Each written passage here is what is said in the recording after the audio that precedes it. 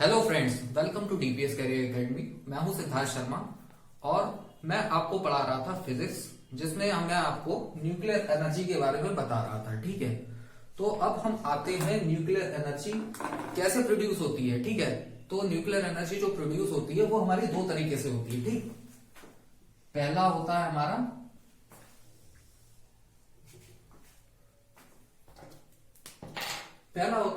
Nuclear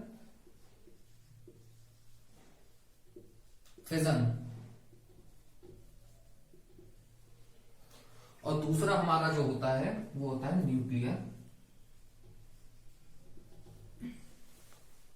fusion.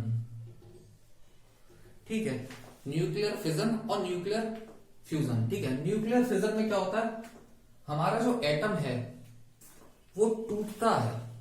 ठीक है, वो कैसे टूटता है, एक एटम तीन पार्ट में टूटा, फिर ये तीन पार्ट में टूटा, ये भी तीन पार्ट में टूटा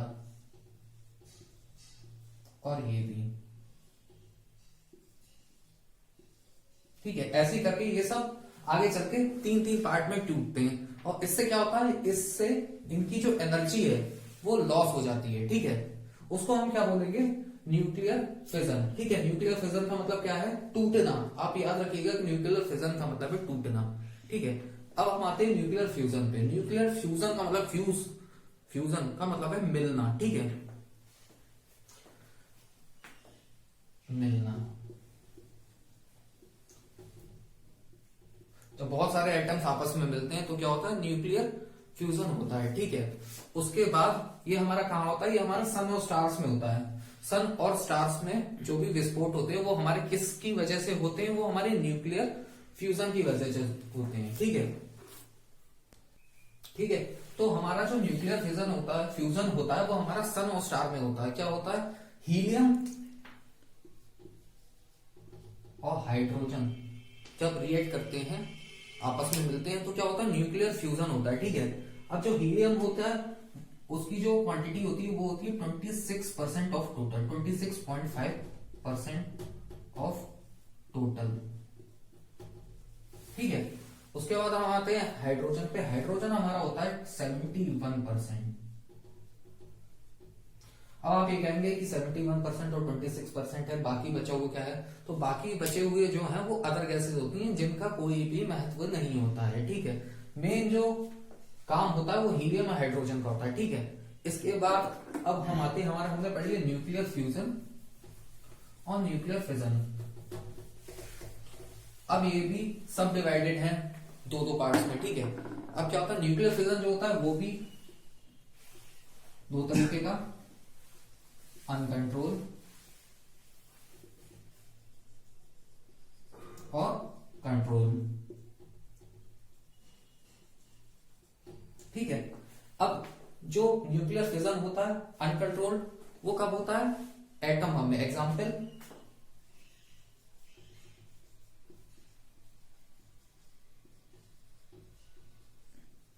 एटम बम जो है वो एग्जांपल है हमारा अनकंट्रोल्ड न्यूक्लियर फिजन का। अगर एग्जाम में क्वेश्चन आए कि एट अनकंट्रोल्ड न्यूक्लियर फिजन का एक एग्जांपल बताइए, तो वो क्या है, एटम बम। इसी तरीके से कंट्रोल्ड फिजन का जो एग्जांपल है वो है न्यूक्लियर रिएक्टर।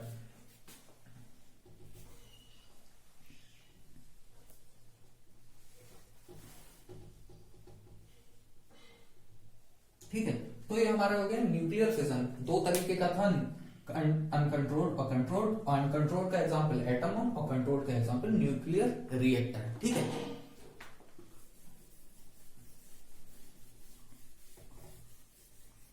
अब हम आते हैं न्यूक्लियर फ्यूजन पे। ठीक है, तो ये भी हमारा दो तरीके का, अनकंट्रोल और कंट्रोल। ठीक है, अब जो अनकंट्रोल्ड है उसका जो एग्जांपल है वो है हमारा हाइड्रोजन बम।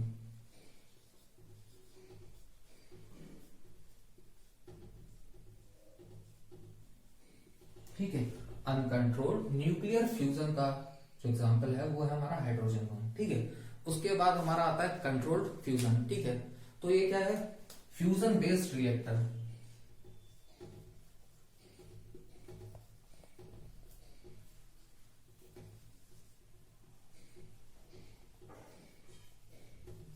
देखिए बम का काम क्या है, बम का काम है डिस्ट्रक्शन करना, और डिस्ट्रक्शन कब होता है, जब हम किसी चीज को कंट्रोल नहीं कर पाते हैं। एक बात याद रखिएगा, डिस्ट्रक्शन कब होगा, जब हम किसी चीज को कंट्रोल नहीं कर पाएंगे, ठीक है। तो हाइड्रोजन बम अनकंट्रोल्ड है, ठीक है। इसी तरीके से एटम बम भी अनकंट्रोल्ड है। बस क्या है, फर्क इतना है कि ये फ्यूजन का पार्ट है और वो फिजन का पार्ट है, ठीक है। तो ये हमारा हो गया न्यूक्लियर फिजन और न्यूक्लियर फ्यूजन।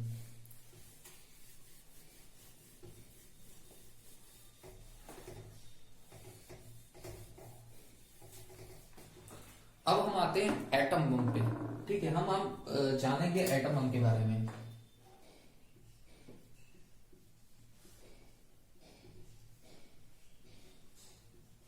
एटम बम के बारे में हम इतना तो जानते ही हैं कि ये न्यूक्लियर फिजन का पार्ट है और कौन सा है, अनकंट्रोल, ठीक है। इतना हमने जान लिया कि ये कैसे होता है। एटम बम में कौन सी प्रोसेस होती है, न्यूक्लियर फिजन होती है और अनकंट्रोल्ड न्यूक्लियर फिजन होती है। अब हम जानेंगे कि इसकी खोज किसने करी थी। इसकी खोज करी थी ओटो हॉर्न ने,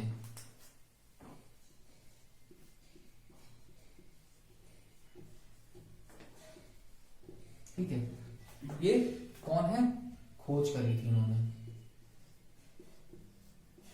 ओटो हॉर्न ने। उसके बाद एटम बम कितने देशों के पास है, तो हम बताते हैं कि ये 8 कंट्रीज के पास है, ठीक है। अब वो कौन कौन सी 8 कंट्रीज हैं, ठीक, उसके बारे में जानते हैं। हमने ये ध्यान दिया कि एटम बम की खोज करी ओटो हॉर्न ने, ठीक है। उसके बाद ये कितनी कंट्रीज के पास है, वो है 8 कंट्रीज इन वर्ल्ड, मतलब 8 countries in world have atom bomb, ठीक। अब हम जानते हैं कि कौन कौन सी ऐसी कंट्रीज हैं जिनके पास एटम बम है, ठीक है।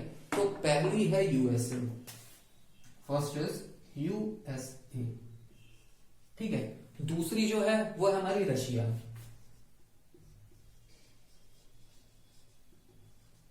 तीसरी हमारी है ब्रिटेन,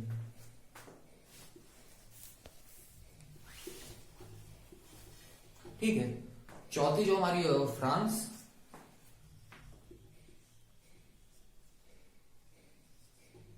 पांचवी हमारी है चाइना, छठी हमारी है इंडिया,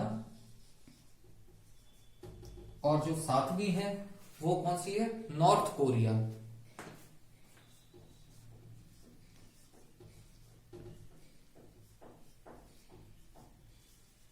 ठीक है।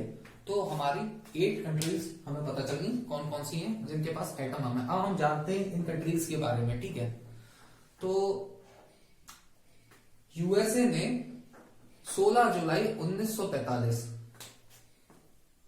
16 ऑफ जुलाई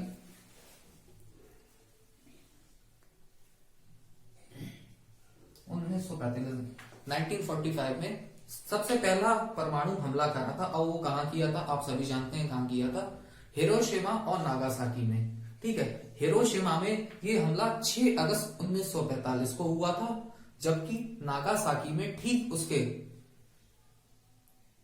3 दिन बाद, ठीक उसके 3 दिन बाद 9 अगस्त 1945 को हमला हुआ था, ठीक है। तो हिरोशिमा,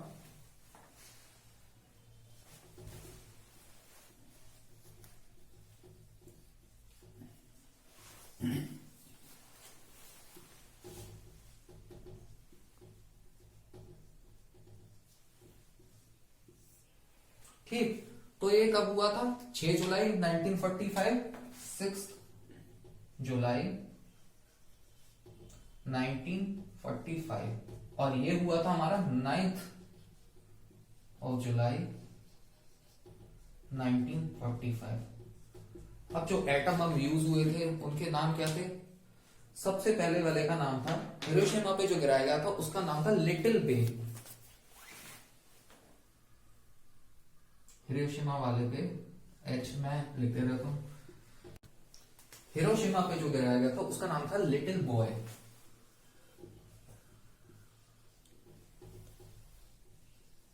और नागासाकी पे जो गिराया गया था उसका नाम था फैट मैन। ठीक है, फैट मैन। ये तो बात हो गई हमारी यूएसए की। यूएसए ने 16 जुलाई 1945 को हिरोशिमा और नागासाकी पे एटम बम से हमला किया था। पहला कब हुआ था? 6 जुलाई 1945 और दूसरा हुआ था 9 जुलाई 1945 को। हिरोशिमा पे जो गिराया गया था उसका नाम था हमारा लिटिल बॉय, और जो नागासाकी पे गिराया गया था उसका नाम था फैट मैन। अब जब ये यूएसए ने हमला किया था तो उस हमले का जो आज तक प्रभाव है वो अभी भी देखा जा सकता है हिरोशिमा और नागासाकी में। वहां के जो बच्चे होते हैं, जो बच्चे पैदा होते हैं, वो अभी भी विकलांग और अपंग पैदा होते हैं। ठीक है, ये किसका इफेक्ट था? जो कि बम गिराया गया था 1945 में, मतलब इतने साल पहले जो बम गिराया गया था उसका इफेक्ट आज तक वहां पाया जाता है। इसका मतलब वो कितना ज्यादा हानिकारक होगा। ठीक है, यूएसए के बाद हमें पता है कि रशिया में है। ठीक है, तो यूएसए और रशिया में विश्व के 98% परमाणु बम है। ठीक है, these both have 98% of the total atomic bomb in the world.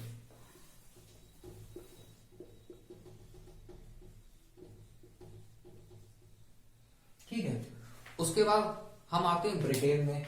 Britain में भी है, फ्रांस के पास भी है। अब क्या है, हम आते हैं चाइना में भी है। ठीक है, चाइना के बाद हम आते हैं इंडिया पे। इंडिया में हमारा जो है वो कौन कौन से हैं? पोखरण 1 और पोखरण 2। मैं ऐसा रब कर देता हूं।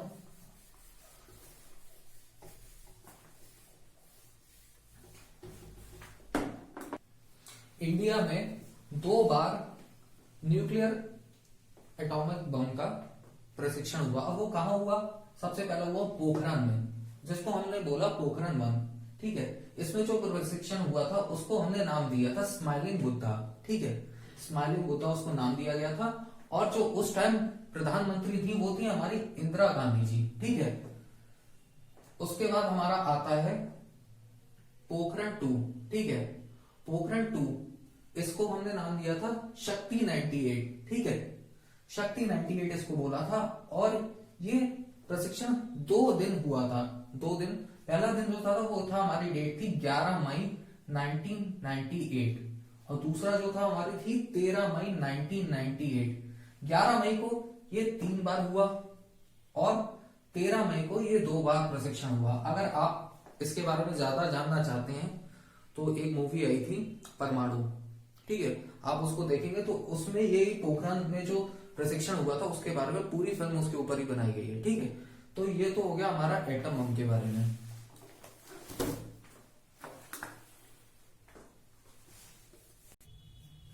अब हम आते हैं पाकिस्तान। पाकिस्तान में ये जो प्रशिक्षण है ये 2 बार हुआ था। ठीक है, 2 बार कब हुआ? एक तो हुआ हमारा 28 मई और दूसरा हुआ हमारा 30 मई को। ठीक है, ये दोनों सन 1998 में ही हुए थे।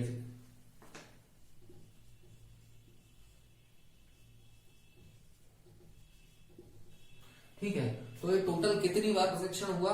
ये हमारा 6 बार हुआ। अब पाकिस्तान ने सोचा हम इंडिया से पीछे क्यों रहे, उसने 5 बार किया है तो हम 6 बार करेंगे।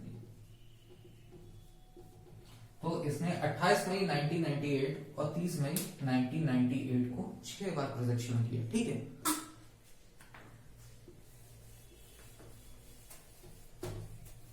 अब हम आते हैं नॉर्थ कोरिया पे। North Korea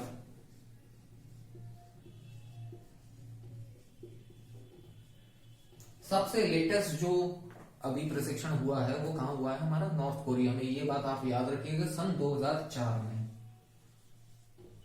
in the year 2004 कहां हुआ था? नॉर्थ कोरिया में। ठीक है, तो आज हमने इतना एटम बम के बारे में पढ़ लिया कि कितनी कंट्रीज के पास हमारा एटम बम है, और उसके बारे में हमने सारी जानकारी प्राप्त कर ली। ठीक है, तो आज की वीडियो में बस इतना ही, और आगे पढ़ने के लिए प्लीज वीडियो को शेयर करिए और लाइक करिए। Thank you.